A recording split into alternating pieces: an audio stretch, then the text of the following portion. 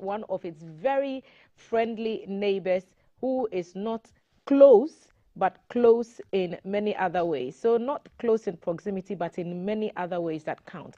From embracing tradition to nurturing innovation, Ghana's path to development has found a steadfast partner in JICA, that is the Japan International Cooperation Agency, since 1976. Today, we are honored to welcome the first ever female country director of the Japan International Cooperation Agency in Ghana. She brings a wealth of experience and a fresh perspective to the table. Join us as we delve into the inspiring collaboration that has brought forth such life-changing, empowering progress, including even the studio where we are now, which was bequeathed to us through one of these means, that is GBC's relationship with JICA. They are doing great work in every other area, and the country director of JICA is here to tell us about some of those things. Madame Suzuki Momoko is my guest this morning. Welcome back. This is home, so perhaps you should be welcoming me because you made all this possible for GBC, and we continue to, further cement the relationships that we have. But you are the first female country director that JICA has brought to Ghana, breaking glass ceilings for people all over from where you are. What does it feel like to actually see the results of some of the things that you've witnessed, you've been a part of from afar, but now that you're here, you are seeing it with your own eyes? How does that feel for you? Okay, so first of all, thank you very much for having me. Yes, I'm very honored, and also I'm also humbled, very humbled, to be, as you said, one of the first female country director. But I'm also very excited to be in Ghana because I've always wanted to work in the field. We say in Japanese, gemba. Gemba is meaning the field. Is where all the everything is happening. So where the action is. Yes, where the action is. Yes, all the needs are, all the innovations are happening. So I'm very excited to be here. So I try to be out of the office as much as I can and talk to our counterparts, to the local people, and see what the needs are, how our projects are doing, and so on. So yes, I'm very excited. Has it dawned on you yet what an inspiring story it is for women who are like you, who watch you and they think, wow, this is a woman who is doing this. She's on the field and she's making it happen. Does it inspire you to do more? Yes, I think so. Actually, in Japan, I think, and even in JICA. I mean, in JICA, we have a lot of women working, but in terms of management, the representation of women is still low. But I think that since when they look at me, they can think that, okay, I can be like that. I can be also a manager. But I see a lot of women working as a manager in a very responsible position in Ghana. So I'm also encouraged to be in Ghana and to talk with them. So we are linked by more ties than beyond what we even see in business, how much trade we have between the two countries. Beyond that, there are many success stories. And I've mentioned that even this studio is one of them. Tell us about some that we may not be aware of, where the impact of these relations between Ghana and Japan is being felt. Okay, thank you. So currently for JICA, we are working in 4 fields. One of them is quality infrastructure for growth. The second one is industry and agriculture development. The third one is universal health coverage. And the fourth is capacity development for quality public service. And then I'd like to share for the infrastructure and health. For the infrastructure sector, just last week, I was at the handing over ceremony of National Trunk Road 8, where His Excellency, Dr. Bawumia, was also present. And then 2 weeks before, I was also at the handing over ceremony of the power substation in the Accra Central area. So JICA has been working a lot in quality infrastructure. And we understand from our own historical development path that infrastructure is actually very important for development. And JICA has supported constructing and rehabilitating more than 700 kilometers of roads in Ghana. Maybe people don't know that. 700. Yes, yes. And also, I think through our project in power sector, more than 1 million people in Ghana are able to access more stable powers, electricity. So I think these are some things that we have really worked. And in the health sector, we have also worked, especially in the northern area, for the community-based health services, CHIPS, I think. And also for the continuum care for mother and child through having a combined mother and child health handbooks. And also we worked for preparedness for infectious disease through supporting the Noguchi Memorial Institute for medical researchers. So I think I can say, I'm very happy to say that JICA has supported what is, I think, the foundation of the health system in Ghana currently.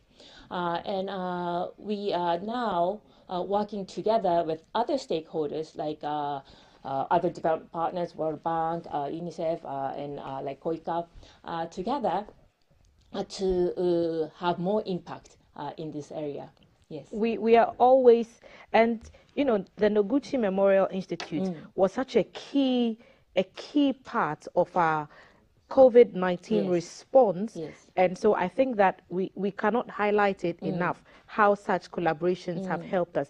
But Japan is known as such a technology and innovation powerhouse. So I'm sure there are plans for that sector as well. What are you looking to do with Ghana in terms of using technology to drive the innovative change that we want to see across the 4 areas that you've mentioned, which is infrastructure, agric health, and even building capacity? Yes, yes. What programs are you thinking about, or do you have already in the system for technology? Sure. I think digital technology is crucial for development in terms of having more outreach and having like no one left behind, and also to speed up the process. In all our projects, we always consider whether we have room to implement or leverage these technologies. And in one of the recent projects we did for the road maintenance and bridge maintenance, we utilized artificial intelligence, AI, to inspect the roads.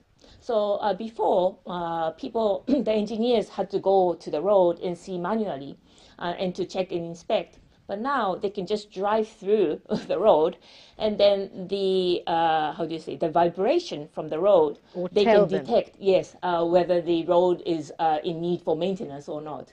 So this speeds up the process. So we are always trying to use this kind of technology inside our project. And also, we want to also support the startups, the innovations in Ghana and in Africa. Because I think a lot of development challenges currently are not something that like JICA or Japan knows the answer. We need to work, explore together.